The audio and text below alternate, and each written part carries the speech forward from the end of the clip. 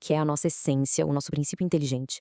Temos o corpo, que é o nosso instrumento temporário aqui na Terra, e existe um terceiro elemento que faz a ligação entre os dois. Olá, seja bem-vindo! Vamos a mais um vídeo da nossa série. Se este conteúdo fizer sentido para você, deixe seu like e acompanhe o nosso canal. Canal Jornada da Alma. Reflexões que transformam o olhar. Hoje a gente vai mergulhar em algumas das ideias fundamentais do Espiritismo, direto da fonte, da obra de Allan Kardec. A ideia aqui é a gente desvendar juntos, de um jeito bem simples e direto, os conceitos que formam a base dessa doutrina filosófica tão fascinante.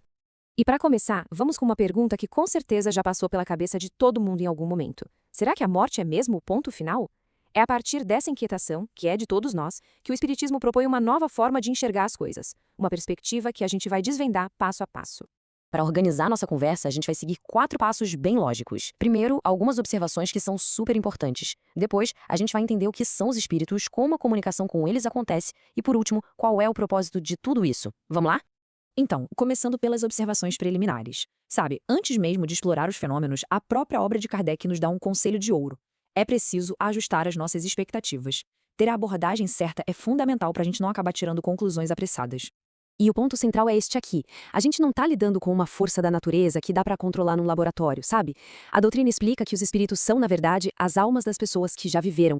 Ou seja, eles têm inteligência, têm vontade própria e, por isso, não se submetem aos nossos caprichos ou à nossa simples curiosidade. Essa ideia reforça a necessidade de a gente se preparar. Kardec insiste muito nisso. Para compreender de verdade os fenômenos, primeiro a gente precisa entender a teoria. Tentar observar ou julgar sem essa base, bem, seria como querer ler um livro sem antes aprender o alfabeto. Não funciona, né? Com essa base bem estabelecida, a gente pode seguir para a pergunta principal. Afinal, o que são exatamente os espíritos? E segundo essa doutrina, a definição vai muito, mas muito além daquelas imagens de fantasmas que a gente vê nos filmes. A definição é, na verdade, surpreendentemente simples e direta. Os espíritos não são seres de uma natureza diferente, eles somos nós mesmos, só que depois da morte do corpo físico. É por isso que as ideias de espírito e de alma estão totalmente conectadas aqui. E para entender isso ainda melhor, a doutrina nos apresenta uma constituição tripla do ser humano.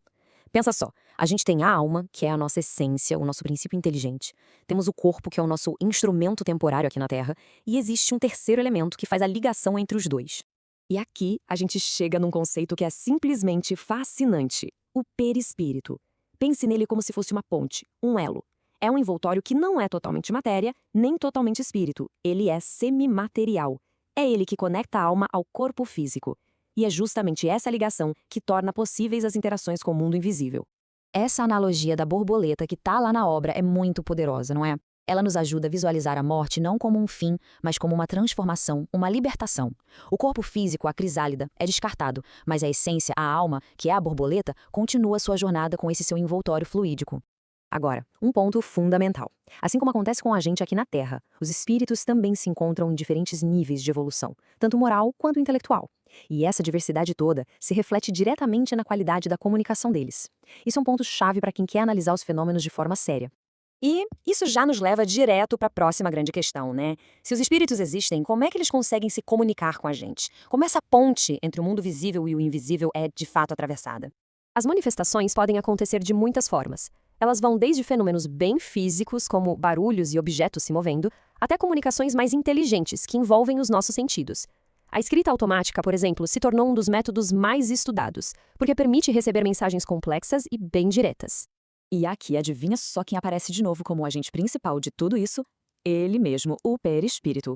É através desse corpo fluídico que o espírito consegue interagir com o nosso mundo material, seja para mover uma mesa ou para atuar sobre os órgãos de uma pessoa, o médium, para que ela possa falar ou escrever uma mensagem.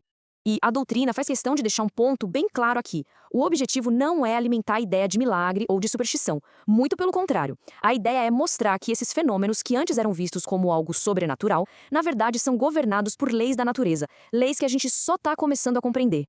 E, finalmente, chegamos à pergunta mais importante de todas. Por quê? Qual é o propósito de tudo isso? Se essas comunicações acontecem, qual é o objetivo maior por trás delas, segundo a providência divina? A resposta, segundo Kardec, é fundamentalmente moral. O propósito é oferecer uma prova real da sobrevivência da alma, sabe? Combatendo o materialismo, a ideia de que tudo acaba aqui. E também, claro, refinar as nossas crenças sobre a vida após a morte, tornando essas ideias mais lógicas e, principalmente, mais consoladoras.